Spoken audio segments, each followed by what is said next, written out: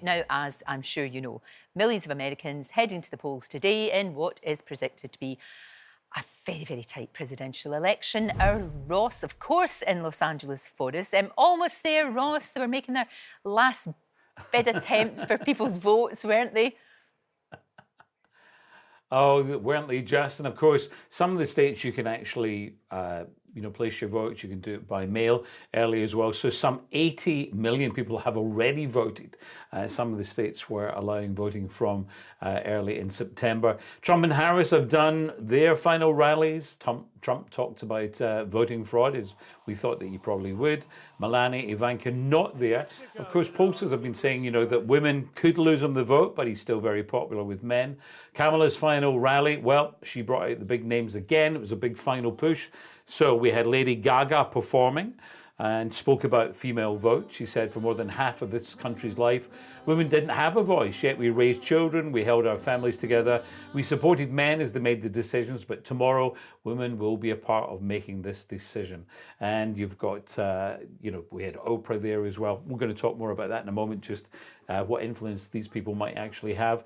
On the sadder side of things as well, in Washington, D.C., Lorraine, businesses have been boarding up their windows. Security fencing has gone up all around the White House, the US Vice President Harris's residence, other key buildings in the Capitol, other cities preparing too. Here in Los Angeles, I've seen some of the hotels boarding up their big windows as well. So it is very much, it's like, hope for the best, prepare for the worst, because nobody really knows what's going to happen. Who would have thought that would happen in the United States of America? You did mention there the impact of celebrities, and especially in this election, those online influencers. And you've been having a look at, does it really make a difference? Absolutely. I mean, you think about it, you've got 40 million Gen Zs voting this time. That's 8 million more than the last election. They get their news a lot from TikTok and places like that. And it is interesting to see, when you're bringing out these big stars, and certainly I would say on the Democratic side of things, they brought out more A-listers. But the question is, places like Middle America, does that really annoy them a bit and go, oh, these rich movie stars, etc.? Very interesting. But we spoke to both sides of the aisle and to a very informed political pundit as well, just to see exactly what their thoughts are. Kamala is brat, Taylor's a childless cat lady, and Beyonce is speaking not as a celebrity but as a mother. What impact does celebrity endorsement really have on voters? And has the rise of social media created a new era in politics? Influencers, celebrities, how much influence do these people actually have, do you think? A lot. I have seen it personally. I was at the Democratic Convention in Chicago a couple months ago, and I'll tell you the sort of traditional Hollywood stars didn't have as good of seats as sort of someone who had 1 million followers on TikTok. Taylor Swift signing off a post, childless cat lady, which of course was in reference to J.D. Vance, who's Trump's running mate. I think Taylor's point in saying childless cat lady is basically, we're gonna do what we wanna do. We fought really hard for these rights. And if there's a woman who really wants to stay home with her kids, great, that's the hardest job in the world. But if there's a woman who wants to be a CEO or a pop star or the president, let her be that and stop telling her to stay home. Can she singularly make a difference? Absolutely. I mean, this election, the way that a lot of people like to talk about it, in both 2016 and 2020, if you fill up the biggest football stadium in the US, that's the amount of people who decided the presidential election. So for someone like Taylor Swift to say, this is important and here's how you do it, absolutely she's responsible for tens of thousands of voter registrations.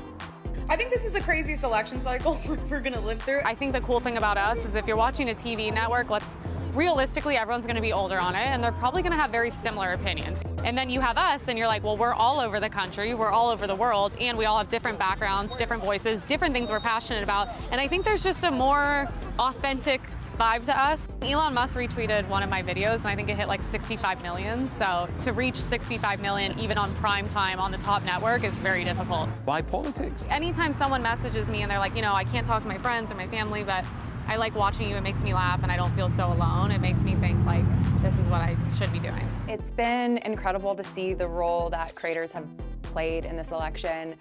Creators have the power to influence public opinion in really meaningful ways. It's all about the White House, but you've been to the White House. I've been to the White House. Tell me about it. I mean, it was the most validating moment of my career because the most powerful person in public office was able to address content creators and people who work in the creator economy and really recognize us for the impact that we're having on culture. Do you find that content creators are getting more respect now than they did before? We're definitely getting a more powerful seat at the table, and it's really exciting to me because creators and influencers for so long have been dismissed as this cutesy little selfie industry, but in reality we're such a powerful economic and cultural force. God, that is fascinating, isn't it? It's a whole new world. Ross, when do you think we're likely to know a result either way? I'd love to be able to give you any kind of an answer other than we have no idea. Right. I mean, that's how crazy this whole election has been. Really, nobody's got any idea how it's going to go, when it's actually going to be finished, who's going to accept the result, who's not going to accept the result. It is madness. Utter madness. It is. You've summed it up beautifully. Thank you, Ross. Thank you for that insight. And I'll talk to you tomorrow. Thanks. Thank you so much.